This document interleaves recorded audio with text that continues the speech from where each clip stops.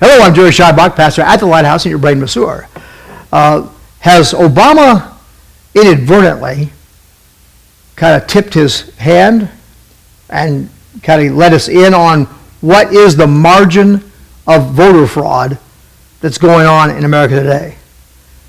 Obama responded to Trump's expressed concern, really speaking on behalf of all of us, about voter fraud. And Obama said this, quote, well, if he's up 10 to 15 points on election day and ends up losing, then, maybe he can raise some questions, end quote.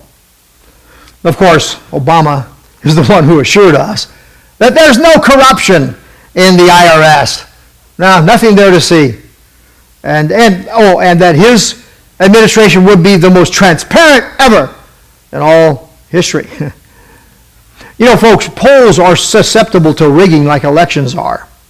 Voter fraud goes way back. I mean, all the way back to when politicians bought votes for a shot of whiskey. And here's a quote I found. Vote buying has a long, if ignoble, history in the United States.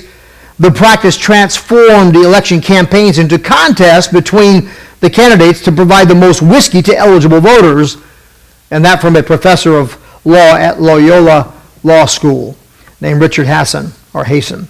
Today, vote buying is a little bit different. It's bought by politicians handing out tickets to the trough, to the state trough. I hear the politicians crying, see, come get it. You'll get the pork from me, that kind of thing. I did spend a summer on a hog farm or a pig farm, and I watched those big old hogs come demand their place at the trough.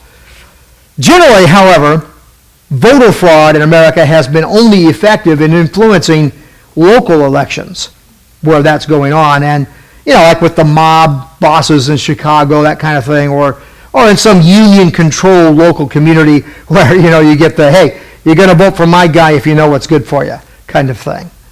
But voter fraud on the national level has been pretty much diluted by two things. First, the amount of voter fraud attempted pretty much dissipated, in the sheer volume of the votes cast. So it didn't really make a difference one way or the other. And then second, there has been enough voter fraud on both sides. Yeah, the Republican side, Democratic side, but independent side. There's been enough voter fraud on all sides to pretty well cancel one another out.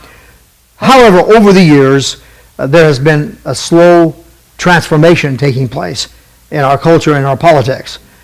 Community organizers, of the kind Saul Alinsky represents, have labored relentlessly to construct voting blocks, voting communities that are virtually controlled by unions or by certain social leaders.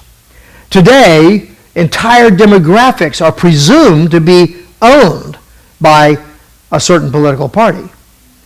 The willingness to engage in cheating is far more pervasive today than it was before, and mostly on one side of the so-called aisle. The Democratic Party is virtually saturated with secularists, pragmatists, Marxist ideologues, and these philosophies have penetrated the old cultural barriers that have protected us from that influence, have penetrated those barriers of Christian ethics and Christian beliefs, so much so that some of those old barriers have all but been destroyed. The radical left is aggressive in advocating and organizing voter fraud. And the problem is practically systemic. And I mean, it's overwhelming the system. And that was Alinsky's plan, to overwhelm the system.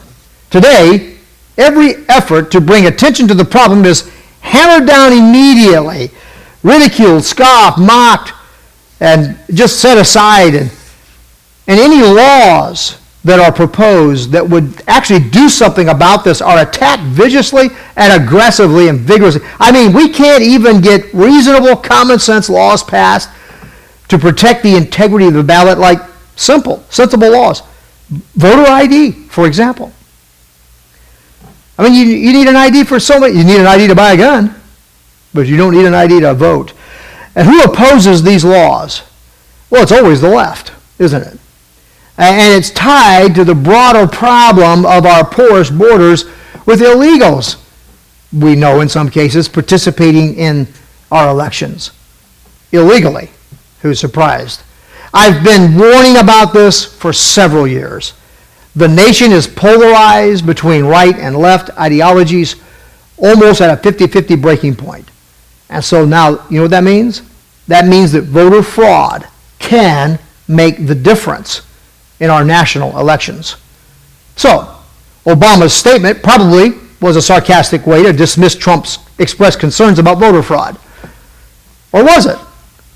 You know, I've watched him for these 7+ years, and it's not unlike him to throw something like that out there in a subtle innuendo. He's a community organizer, you know, and he's on the inside of the rigging system, and no doubt he knows it as well as anyone. I wonder if, in fact, the margin of voter fraud that's been established in our voting system in our country here is at a place now where anything under 10 to 15 points in the polls would be covered by their vote-producing machinery. Or in other words, if Trump is leading in the polls by 10 to 15 points and Hillary wins, well then, it might have been voter fraud.